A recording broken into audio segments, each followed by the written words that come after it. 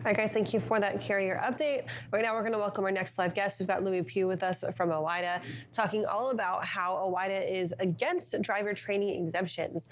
Lewie, thank you for joining us this morning. And let's kind of dig into this off the bat. What do these driver training exemptions really entail, just to get some kind of color over what the issue is?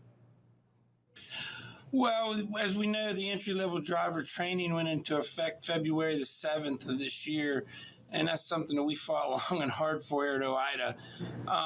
As far as what we're seeing, folks are asking for exemptions because there's a 2-year experience level required for the trainers. We're seeing schools and different places like that asking to be exempted from that. We've seen folks, I think it's the state of Alaska, they're asking for an exemption on some of the training because they feel that trucking in Alaska is different than trucking in the States, and I'm sure that's true. I've never trucked in Alaska, but so they want some exemptions up there as well. And I guess this is something that, as an association, we've been fighting for 40 years to get some kind of standard training. We feel that is one of the biggest issues that breaks down safety out here on the roadways is proper training of drivers. We finally get something in place that hasn't even been in place 6 months. And we just have been seeing requests for exemption after exemption after exemption. Yeah, well, Louis, that I would think is pretty much par for the course for any type of thing like this. Not justifying what they're asking for. It seems like something is going to happen whenever there's a new kind of rule that has brought out people looking for. But what about me? I have a different circumstance. What is the main arguments there? Is it? I mean, I read some of these things here where they're trying to reduce the requirements to be a trainer. Now I don't understand. What are the benefits that they claim that's going to help to have someone who's less qualified actually training our drivers that are going to be out on the streets? What is the benefit they're looking for?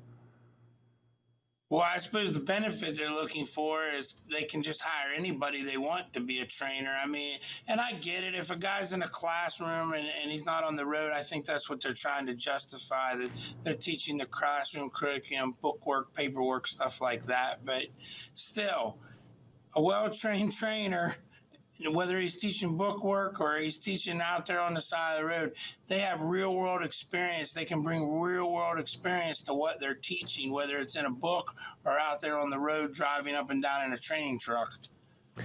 Louis, we know that sometimes with these exemptions, folks are kind of trying to take the short road to get more drivers on the roadways, right? And saying, well, we have this driver shortage, so why don't we just push folks through and get them on the road and they can learn as they go, get this earned experience. But when it comes to being safe and being an efficient driver, you really do need that really in-depth training to make that happen.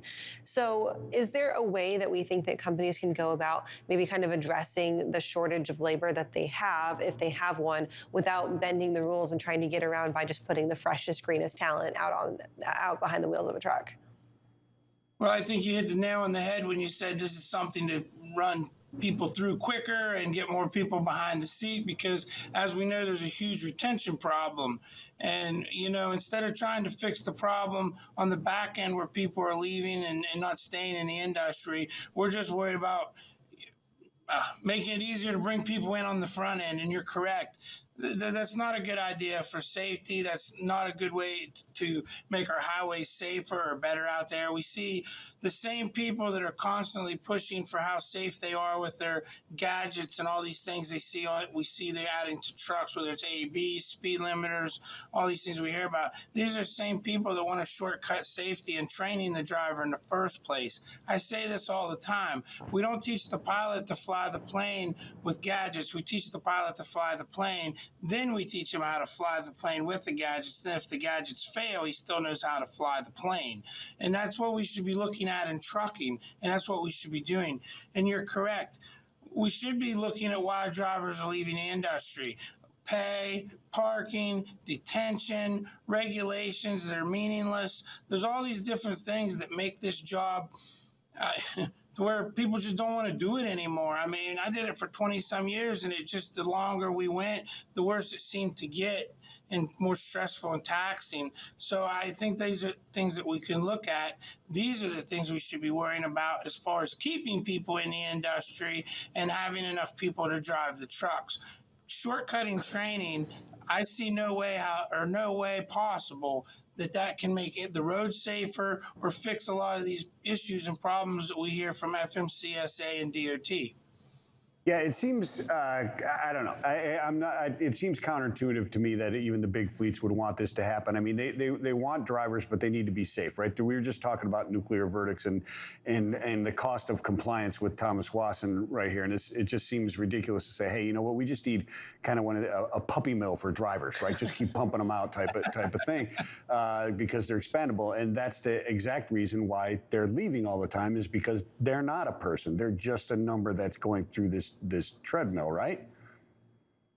Yeah, exactly. And you're correct. It is kind of, I don't know, our industry's been operating like this for ever since I've gotten into it and prior to that.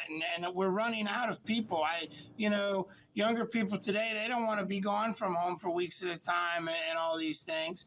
But yet, and younger people coming into the industry also don't have the background maybe that people did 20, 30, 40 years ago. There's not many people coming from farms, not as many people coming out of the military and stuff like that want these trucking jobs or have some sort of prior training. I look at my personal experience. I was in a truck driver in the military, grew up on a farm.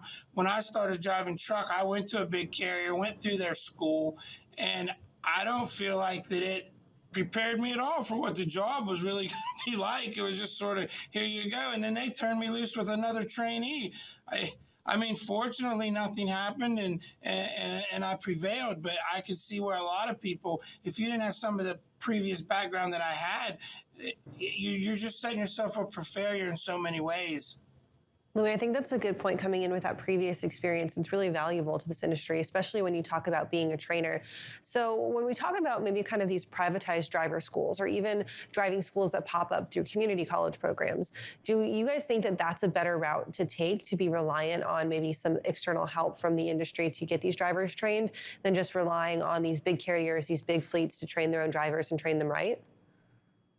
Yeah, I think it's a lot better to go to these community colleges and stuff like that to get your training. I mean, our foundation here at OOIDA has worked with some community colleges in the past, and we've had very good luck with them.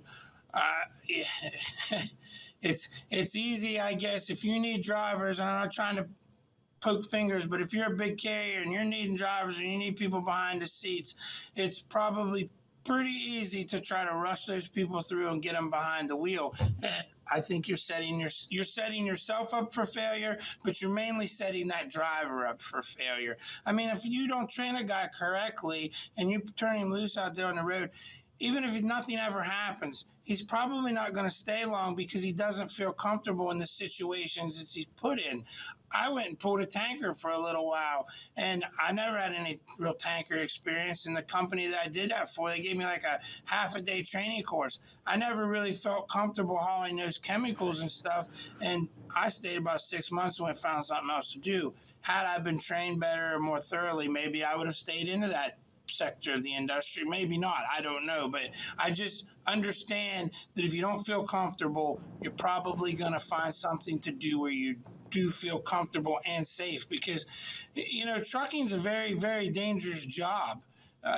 We see that all the dangerous job studies and surveys. This isn't just you watching a YouTube video to work on your carburetor on your lawnmower or something. This is something where people can actually be killed. Yeah, it certainly is. And I think the public should be a little bit concerned about these exemptions and where they're going to happen, et cetera. I'm not planning on driving cross country in Alaska, although it sounds like it'd be pretty awesome. Yeah. But yeah, I understand the fear that can leak out into other states and into highly populated and have the same regulations for someone in Alaska as someone who's driving inner city Chicago. Doesn't make sense, but then it does at the exact same time. So it's a difficult thing. We wish you luck and hopefully the right decisions are made, Lewie. And thanks for being on the program today. Thanks for having me. It's always a pleasure. And thanks for what you guys do. Absolutely, and you guys can catch up with OOIDA on their website as well. Right now, we're going to take a quick break. We'll be right back with another look at weather in our next check of the Central Roundabout.